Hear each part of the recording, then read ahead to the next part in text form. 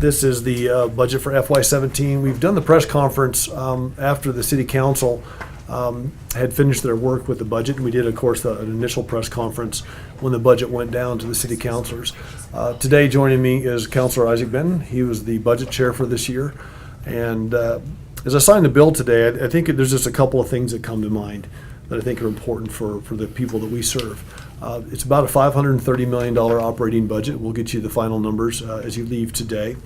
It prioritizes a number of things, and it does what I want it to do as the mayor, and that is invest in our people and it invests in our place. High emphasis and high priority on public safety in this budget.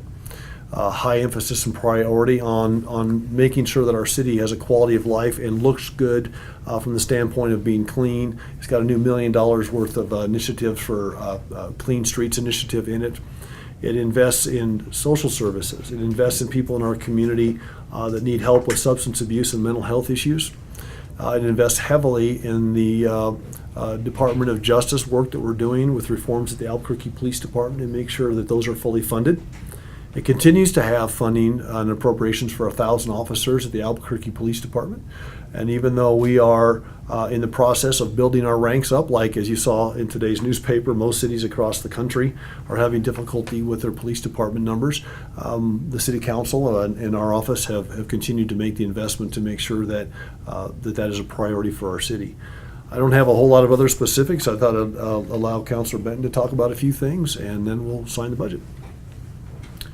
Thank you, Mayor. Well, as Mayor stated, I think it's very important to note that we've got some very critical economic development capital projects within the budget. That these will fund funds to construct some important facilities throughout the city, that both from a tourism kind of perspective and also from the standpoint of just important needed community services, things like libraries and so forth, that will be things that will improvements that will last over a time. Also very happy that we were able to get an even raise across the board for all of our employees, and we really appreciate them, and noting that. And as the mayor alluded to, beefed up the number of vouchers we have for people who are homeless and in need of shelter. So that's always a need, and we were able to improve that as well. So very pleased with the collaboration with the mayor's office on the budget. Yeah, and so as we talk about investing in our people in our place, that certainly includes our city employees. We've been able to put raises in for our employees, and not everybody's been able to do that. We made some very difficult and very hard decisions a number of years ago, and we made them on a bipartisan basis between my administration and the city councilors. To make sure that our city is on solid fiscal grounds. And because we made those difficult decisions a couple of years ago, that is allowing us today to make sure that we can have a budget that doesn't have any tax increases, a budget that allows us to put a raise in for employees, a budget that allows us to build out our community, to do specific projects in our community that add to quality of life. And I think most importantly, I'm just proud of the fact that the administration, my administration, has been able to work with the city council on a bipartisan basis. We live in a day and age where it's always Democrats versus Republicans. It's always one branch of government against the other. And we certainly have our differences of opinion. We certainly have issues that we grapple over as a mayor and as a city council. But when it comes to taking care of taxpayer dollars and being good stewards of those dollars, we always find a way to carve out common ground. And that's a testament to the leadership on the city council. Appreciate your efforts as the chairman this year of the budget. It's a testament to our staff. We have tremendous staff at the city of Albuquerque. John Zaman at the city council side, and Jerry Romero on our side, and all of the staff that support them. These folks meet long.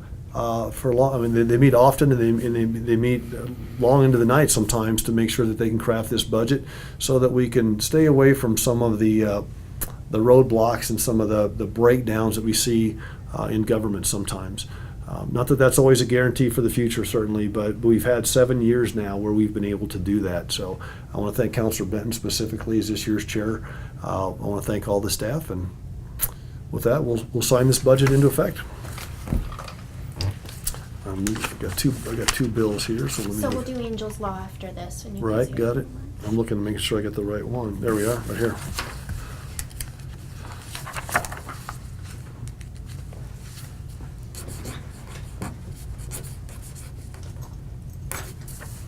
All right. So joining me today is Paul Castor and Barbara Bruin, our leadership team at the Animal Welfare Department. And today I'm going to sign Angel's Law.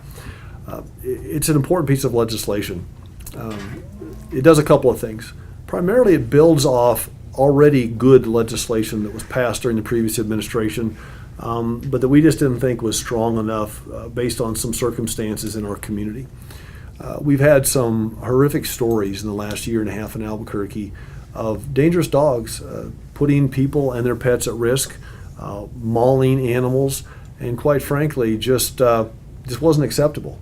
And we needed to do more. So anytime that you start talking about animal welfare, and anytime you start talking about taking someone's dog because it's dangerous, you run a risk of having a discussion in your city that's difficult at best.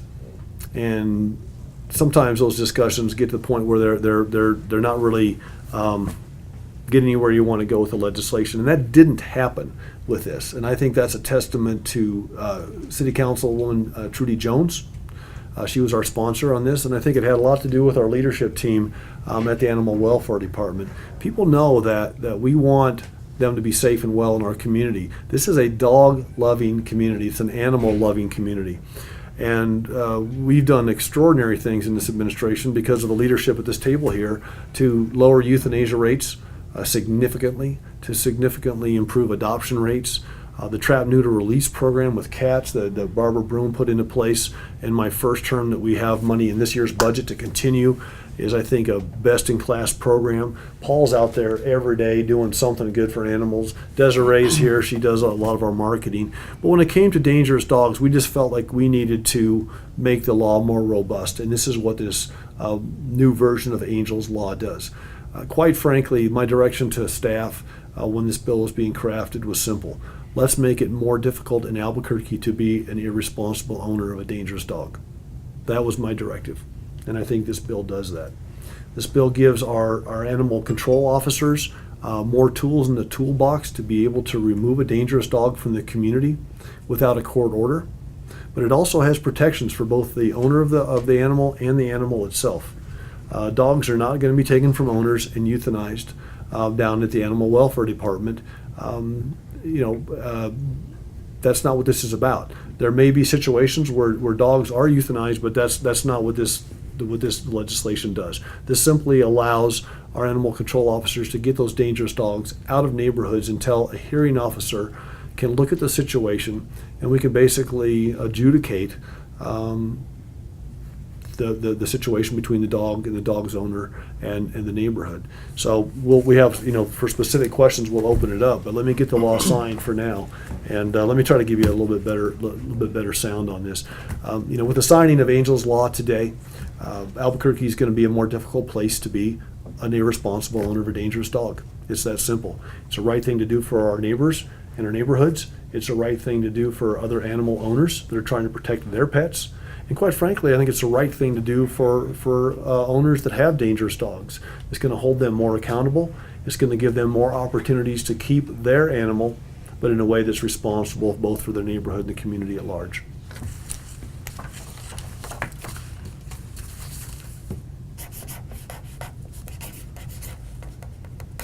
All right. Thank you. Good job. Thank you. Thank you. Paul? Thanks, sir.